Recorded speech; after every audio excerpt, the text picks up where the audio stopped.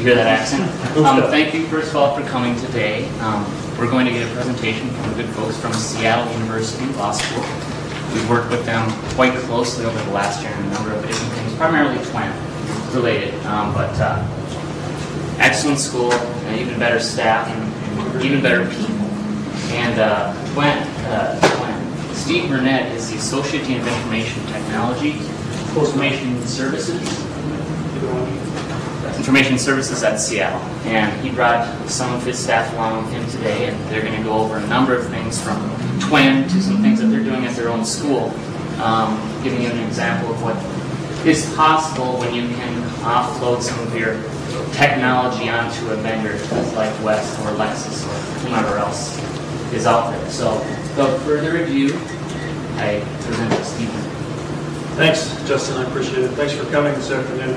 I kind of approached this talk with a little trepidation. I've spoken at CALI 3 times and sponsored CALI as a vendor 3 times. I've come from the dark side to the academic side. So the first time I did it, I was with West when we introduced Twin in its early iteration, I think 1994 or 1995. And after that talk, West was sold to somebody. And then I was president of Tailored Solutions, who some of you may remember was an administrative software system for law schools that was very popular. We sponsored a conference 1 year, and the next year Tailored Solutions folded, disappeared, and went away. And then the following year I was working, well, 2 years later anyways, I was working for and sponsored part of the conference for a company called ProTunet, which was a .com in Seattle, and the reason I came to Seattle. And the following year, ProTunet disappeared. So now I'm working at a Jesuit institution, and I figured, well, what could possibly happen with the Catholic Church? So here we are. I'd like to introduce some folks that worked with me as well at Seattle University that came along, because I'm the associate dean and obviously I don't know anything and I need all this help. So first of all, I want to introduce Kristen Cheney, who's our executive law librarian at Seattle University. James Cooper, who's the director of the Information Technology Department. Chris Wellen, who's the associate director for instructional design, and Lauren Wells, who's the associate director for network management. And we have more staff than that, but that's some of our staff. So I wanted to, first, before I begin talking about the subject, I want to talk a little bit about the environment that Seattle University is. Again, it's a private institution. We've been with we've been at Seattle University for 4 years now, 5 years now, I guess. The building was built in 1999. Prior to that, it was at the University of Puget Sound. The building is an excellent building. It has just about anything you can imagine in terms of technology. If you were at Suffolk last year, we have just about everything at Suffolk. It has all of our classrooms have video and audio and touch panels and digital document cameras and that whole 9 yards. So it's a pretty nice infrastructure. We have about 2,000 data ports around the building that are accessible by students, faculty, and staff. They're everywhere, every seat in the building, outside in the hallways, and every seat in the library. And then tomorrow we're adding a wireless network on top of that too, which we're very excited about. 11B network with 28 access points. Is that what's going to be? Yeah, 28, yes. 28 access points. So there'll be coverage all throughout the building as well as outside on the really nice grounds that you can go out to 3 or 4 days a year in Seattle and stuff. So we're doing that as well. We have a really cool, I think very cool, connection to the internet through a company called TeraBeam. I don't know how many of you are familiar with TeraBeam or not. It's what they call fiberless optic company. We have a laser connection, a short stretch laser beam that shoots from one building in downtown Seattle to our building to a collector that then goes into our LAN and powers the whole thing, and it's a 50 megabit per second connection. It's just awesome. We've had, in the last year and a half, we've had one day where it's been moderately slow because of fog, and that's the only day we've had any problem with it at all. So we're very pleased with that.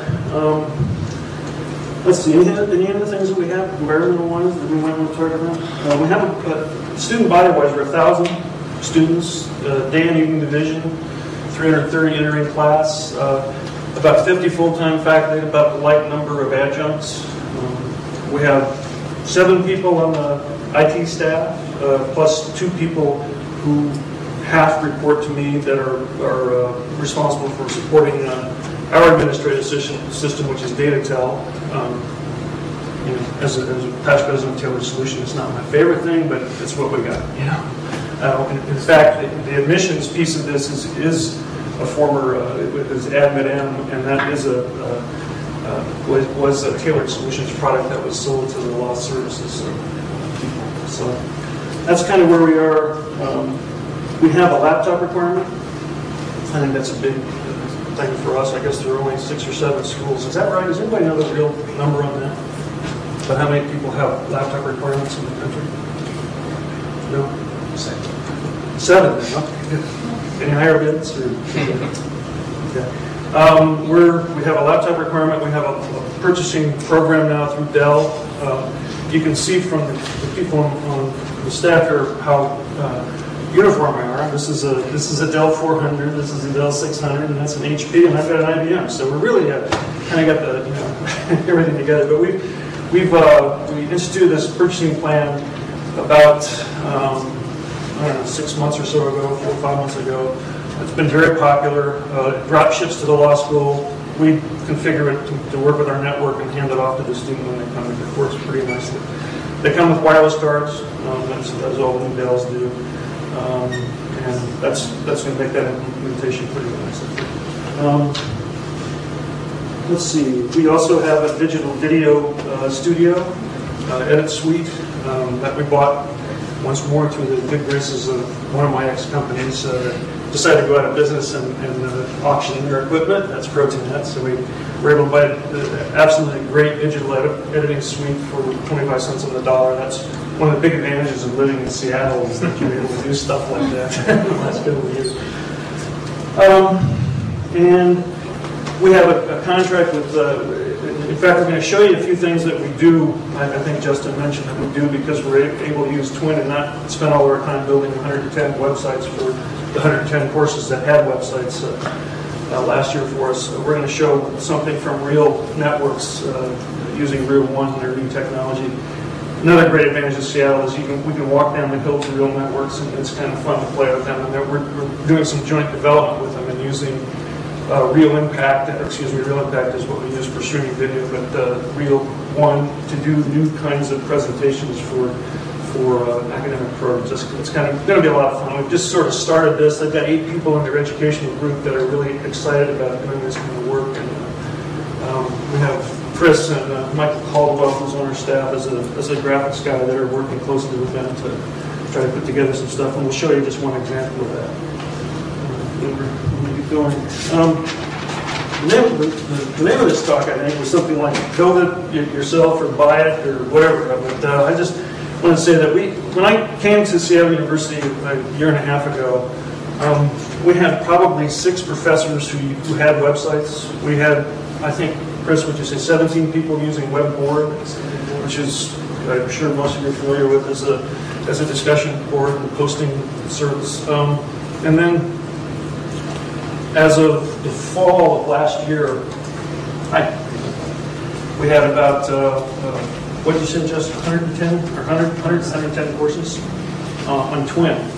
I think the important thing about that is how do we do that? How do we change from, we've got a great technical infrastructure. We've got all this classroom technology and everything else. We have people doing PowerPoint and classroom technology, and that's about it.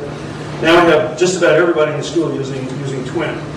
And that's not something that we, with the 7 people on our staff, we just couldn't build that. We couldn't afford to support that ourselves. We couldn't afford all the server space. We wouldn't have the ability to do the updating of those sites. And faculty in the past that were doing websites were using their faculty secretaries to do it. They weren't doing it. Faculty secretaries knew how to use Dreamweaver and they knew how to use FrontPage, and that was about it. So there were a few people, and then of course you have the high-tech adopters that you have in every school that are going to do their own thing and do a nice job of it. And we have a few of those. David Stover and Greg Sullivan, I think, are a couple of examples of those at our school. Anybody knows them, but I think what happened with us was the legal writing program at Seattle has 10 people involved, full-time folks doing legal writing.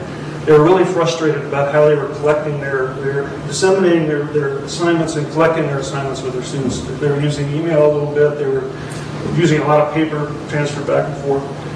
And they got convinced that Twin would be a great way for them to go about working with their legal writing assignments. And what happened then was we had Steve Nichols come to the law school for a 2-day visit in August. They have a boot camp for the legal writers in August. So he came to visit and did just a great job of convincing them that this was the way to go.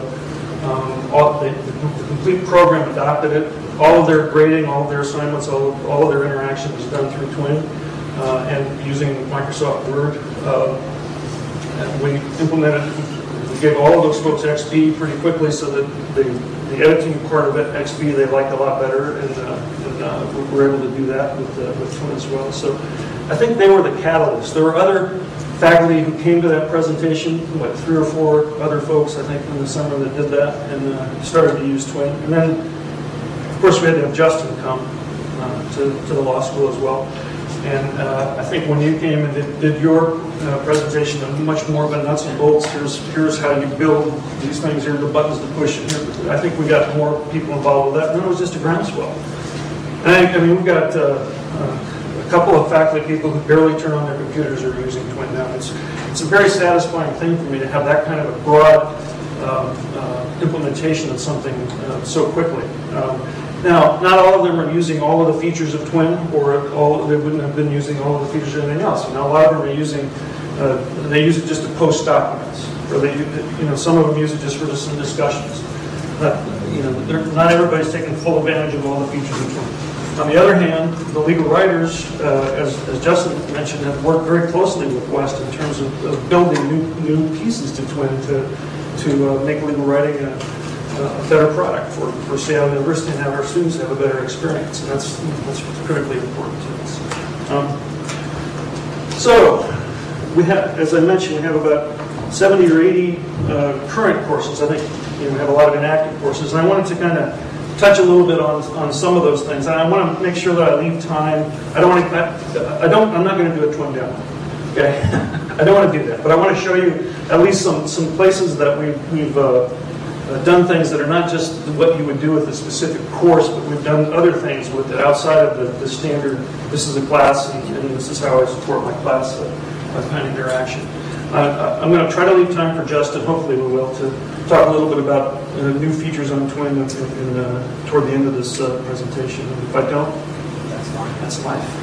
Anyway. We're in the lab downstairs, so if you want to follow up, we're available downstairs. Right.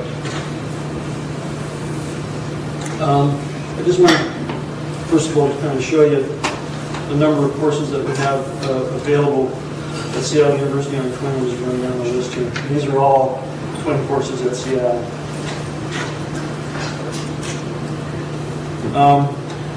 One thing I think we did that was extremely interesting this year too was we had Professor Rick Lorenz who taught something called the Law of War and Humanitarian Intervention, kind of a fairly important topical subject right now. Love the picture. See that? Yeah. Anyway, when he did this, he'd gone to St. Petersburg, Russia. St. Petersburg State University has kind of become a partner of Seattle University, the law faculty at St. Petersburg State. And he and Marilyn Berger on our faculty went over for a visit in the spring. We set up 25 of their students through the good graces of West again with passwords, limited passwords to Twin to interact with the students in this course. So we had 25 Russian law students that were taking part in this course at Seattle University for credit at St. Petersburg State. Really kind of an exciting interaction that was going on between those two. So that's just something that is a little different, I think, than others. We have a program at Seattle called ARC, which is the Academic Resource Center. Paula Lustbader, if anybody has heard of her, is one of the premier people teaching of law, and also involved very heavily in the support of students. We have a sort of a pre-admission program that she runs through this ARC program each summer. it's happening right now. So ARC is another thing that you can just see the kinds of support.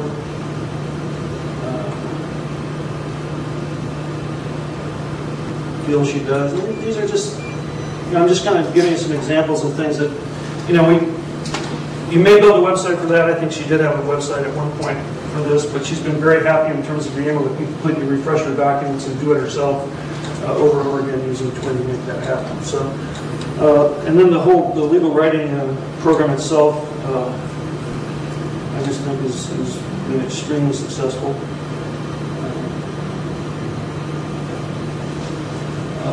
Another part of this is we have at the law school in our curriculum we have 6 focus areas. So we have twin sites for the focus areas themselves, not like intellectual property is a focus area, is something which is inactive now because it's the summertime. But we bring together all of the professors who teach in intellectual property and have them be able to have discussions, share materials, and do that sort of thing. We do that for the faculty of the legal writing program as well.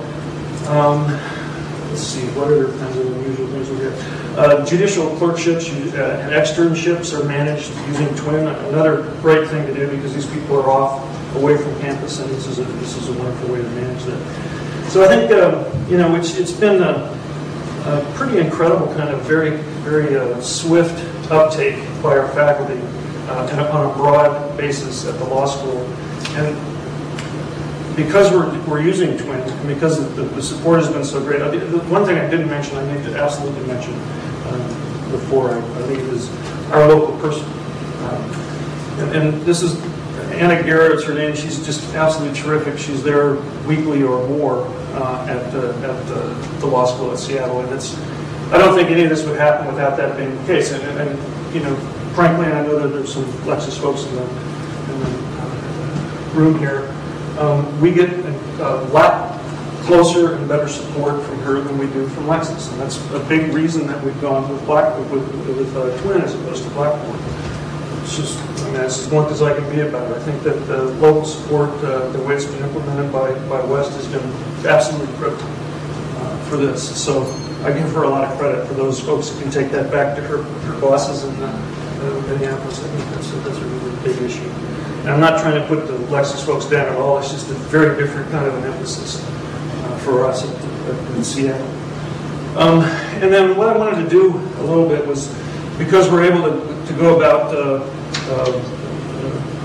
having all of these course pages on Twin, our staff is able to do other kinds of interesting, exciting things. And I wanted to show a few of those interesting, actually I don't want to show them, I want them to show a few of the interesting, exciting things we're doing.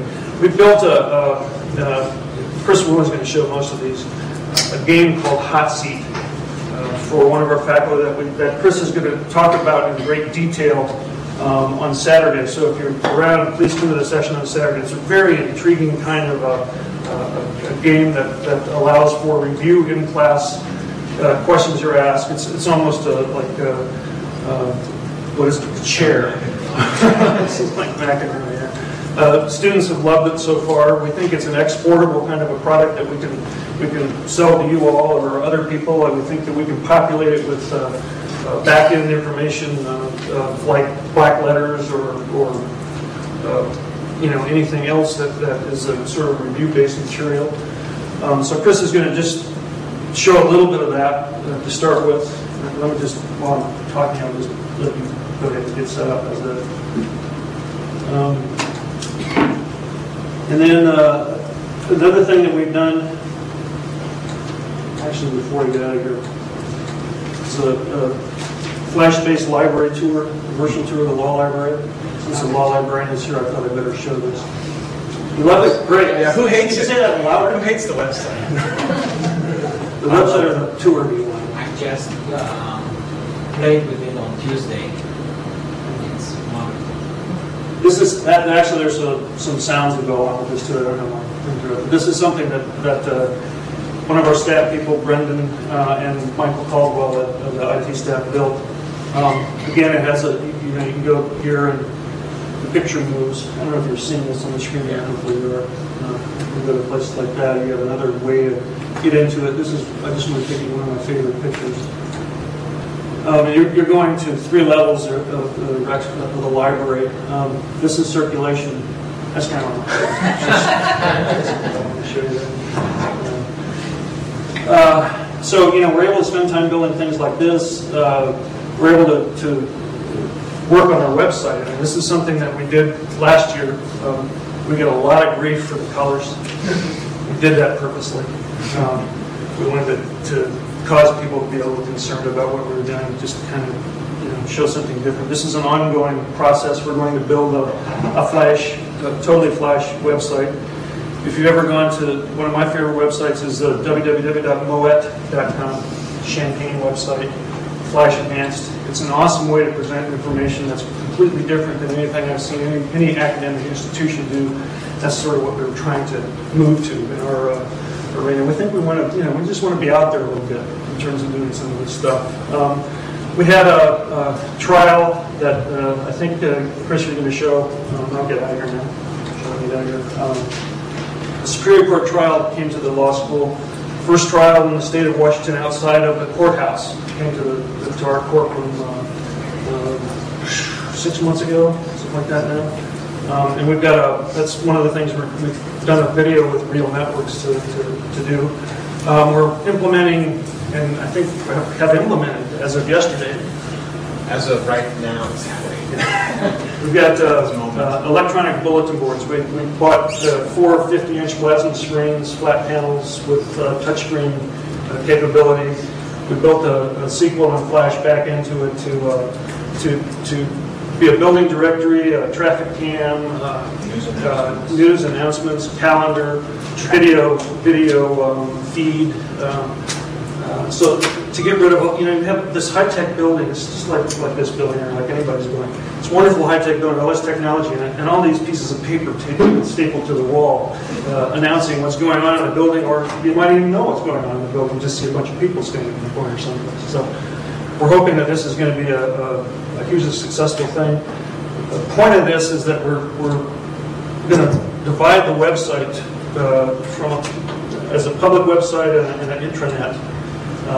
The back end of this, and I'll let James talk about that a little bit, will be driven by XML to populate it from Datatel system or from wherever data happens to be. We're building templates so that the calendaring function will be very simple for faculty secretaries, deans, secretaries, whatever, to update. And then we're going to ship the output of that to these laptops, wireless devices, or anything else that people happen to be using in the building. So, here it is. Fortunately, I'm not getting a high enough resolution. But this is what the kiosk, the flat screens that Steve was just talking about, look like. Like you said, there's 4 of them around the building, hopefully right now. And they're huge touch screens, are they 50 inches? Yeah, I mean, they're literally this big. We watched Toy Story on it. First thing. That's, of course, why you're not seeing it right on the screen. The resolution is not the shape of your It's designed for 50-inch TV shape. So, as you can see, we've got traffic cameras on this side. Seattle traffic is horrible. We have a bunch of people who live in the South Sound, which is Tacoma, essentially, that area. So when you leave, you have to know when you want to leave, and this kind of tells you when to go, when not to go, or where to go. Students can just walk up at any time and click the traffic cameras, and it shows the flow of the cameras. When you talk about the partnerships, too, this was kind of a cool discovery we made. The DOT in Washington has a great network of cameras, and it has some pretty shoddy software that you can download and kind of watch it on your computer. It looks very 1987. But we called them up and said, it works cool, but we can't save the images. We want to import these. This is what we're doing. Isn't that exciting? And they called back in 12 hours and said, okay, we'll rewrite our program for you. Wow, the government. And so they're actually working with us to make this happen because they think it's an exciting way to get their product out there, too. Right up here, if we were on our network at school, this would be a live CNN feed. And we just pull in and stream out through here with the captioning. Over here, we kind of a neat thing with the faculty and staff directory. We can type in a letter. Professor's name starts with a W, last name starts with a W, so that it goes and finds every possibility we were to click on one of these people, it would tell us exactly where in the building their office is, what floor, how to get there. And this is all just in Flash. Yeah, this is, right now the way this works is this Flash application, the pretty part, is talking to an ASP page, which is pulling the content out of a, I don't know if it's Access SQL database right now, it doesn't really matter. And part of it is updated from our Exchange server, and part of it is just stuff we've entered in, such as the building information is not the Exchange server. And they're all tied together. So the calendar and the events and the search all work together so that in a working event, such as if you go to the month of May, this is a demo, so the calendar's not updated yet. And so like the 8th, you can actually click on the person's name, Suda, who's presenting, and it takes you straight to her location and how to find her in case you want to contact her. There's room for bios in there. These things haven't been updated yet. Literally, it's being put up on the wall, like as we speak, and being finished. Right. Yeah. And I should start with here. These are just where our daily announcements are. Like Steve was saying, we have a lot of paper around the building. This class is canceled today. This class is canceled today. We've got this going on. Well, now we can get rid of that paper and make it, I think, a lot more user-friendly. The other reason to do that is, again, we have an evening division, people coming from the east side of Seattle across some bridges, and if they know a class is canceled before they have to make that drive, they're going to be a lot happier. And then this will go to their laptop. Yes, the blue portion is something they'll be able to access. The red is outside content they can get somewhere else, and of course we can put on their screen, so the blue actually will fit on a laptop screen or a regular computer screen. Yeah, that's cool. Yeah. Very quick hot seat. Okay, very quick hot seat. Because again, Saturday he's doing an hour presentation on hot seat. You really ought to come take a look at it because it's very slick. This is only about a week old. This version right here. Again, we just did this in Flash. If sound was plugged in, it'd be kind of an airplane taking off right there. Just get into one really quick.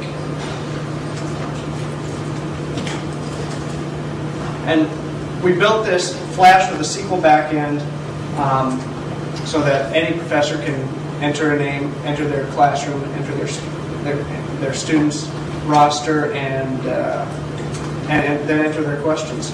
These are the 3 type of classrooms we have at our school. Just going into one of the property classes that's been made. At this screen, the professor can mark people as absent, and the game randomly chooses a contestant, so you just don't want them to choose someone who's absent. It's also a tool for taking roll. Yeah, you put a JPEG or a GIF next to that for a person's picture to pop up too, so you can do a role taking. Don't go any more than that. Okay. Okay. There's a little teaser. Finally, did this with real. Yeah, and this is just absolutely brand new. Yeah, this is something cool. Gives no sound. Right. The video plays throughout the trial on the left. Judge Mary, you, by the way, does not do divorces. Sorry. All these links are live. So I can switch to different places in the presentation. During the opening statements, one of the attorneys used to use PowerPoint. So on the right side of the screen, right where this change of givens is, her PowerPoint slides go through and they change at the same times when she was changing ones. Can you bring that up, Chris? Because it's pretty interesting. I mean, she's done some court presentations in there that on the film itself you don't see, but on this real network version of it, you see the relationship of the cars, just all kinds of very interesting. What's the software behind this product? Real One. This is just Real One. This is It's exactly like Producer on Microsoft, correct? It's more like a media player, but it's Real One's new technology. Yeah, it's a producer and an end user product, rather product at the same time. And so they went down and this is actually done hanging out at Rio, kind of as a training session. They put this together. And a couple hours last now. Thursday or last week we put this together. Yeah, this is travel for this. And as you can just see, the PowerPoint presentations do change. It's just you can put anything up there. You can put another movie up in that upper right-hand corner. You can put PowerPoint slides, you can put it on the web page. You can also have this web page down here change as well. You can resize it however you'd like to. Resize these two windows based on the actual Smile file. And Smile files are just very basic differences from HTML. Not much at all. Dreamweaver doesn't even find many problems with Smile files as opposed to HTML. So that's kind of what we've been doing. And that one's live. One other piece of the building infrastructure that I failed to mention is that we've spent a lot of money adding broadcast quality lighting. So when you're doing a presentation like this with a camera, the person is not a dark image in the background. I noticed at Suffolk last year that when they were trying to move that around the building, that the person talking was a very, very dark image. This broadcast quality lighting just takes care of that, takes care of all the yellow shadowing. You can focus one light on the speaker and still do PowerPoint presentations or whatever else you want to do, and it looks good when you film it. And we do an awful lot of filming of classes as well as other events. We also have an online CALI product that we just launched last week as well, and hopefully we'll make some money doing that.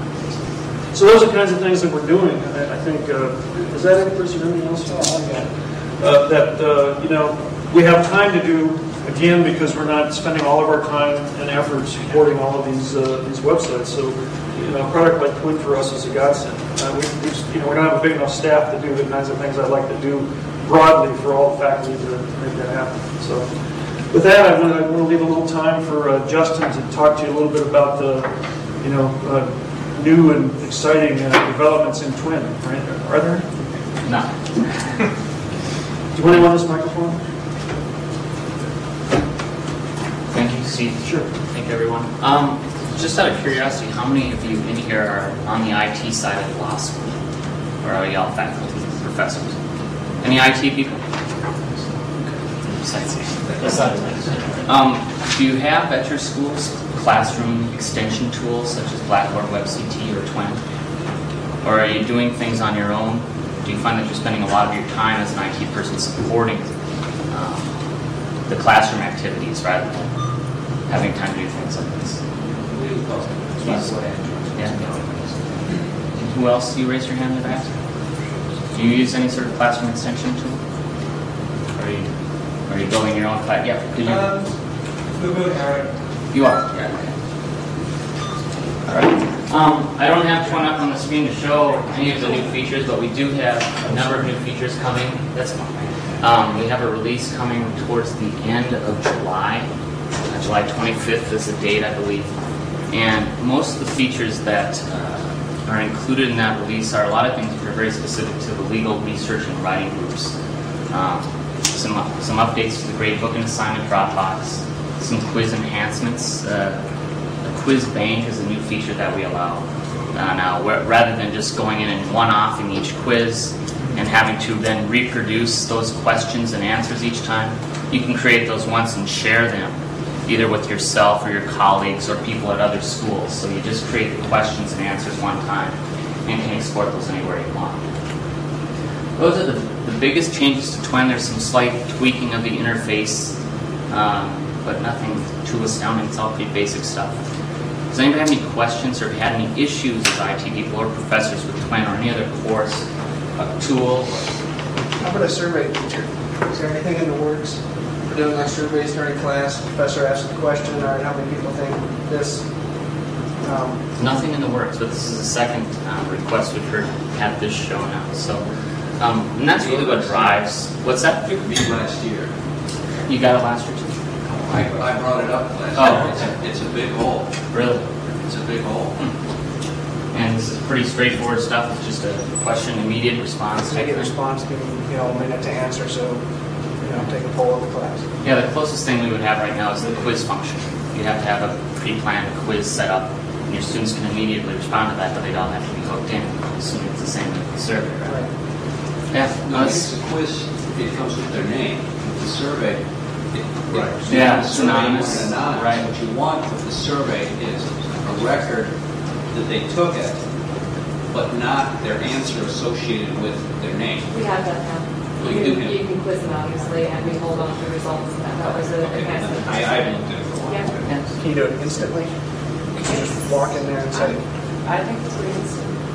As soon as you submit the answers, the results are loaded into the database. Just go to your quiz results and have those available. So nothing per se directly created for that intention. No, but I it's think an you can option. use the quiz that. Yeah, yeah. One other feature, it may seem like a small thing, but this has been a requested item, is a sign-up sheet. A lot of faculty go and outside of their office, they'll just prep a piece of paper, and it'll have times listed where you want to meet with a student. That will be a feature coming on Twin now, so you can set times aside to have students come at office hours. So that's another new feature.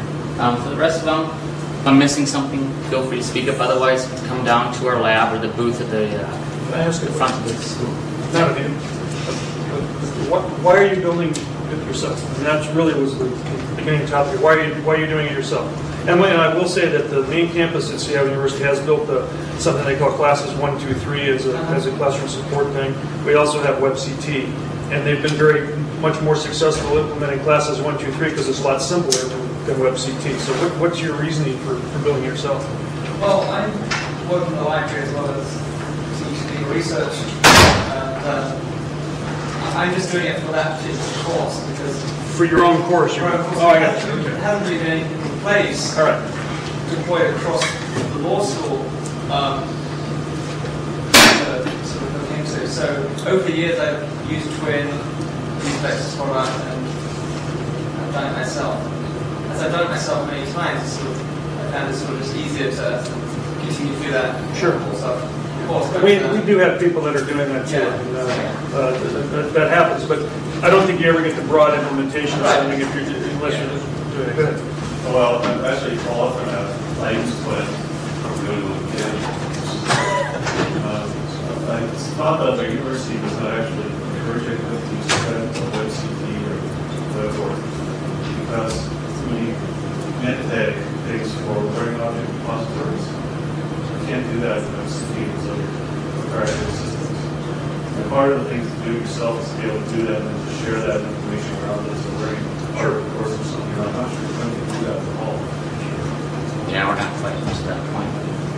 That's one of the reasons why students are encouraging people as far as possible rather than people who provide that service. It's legitimate. Anyone else? Any other questions? Jessica. Thank you.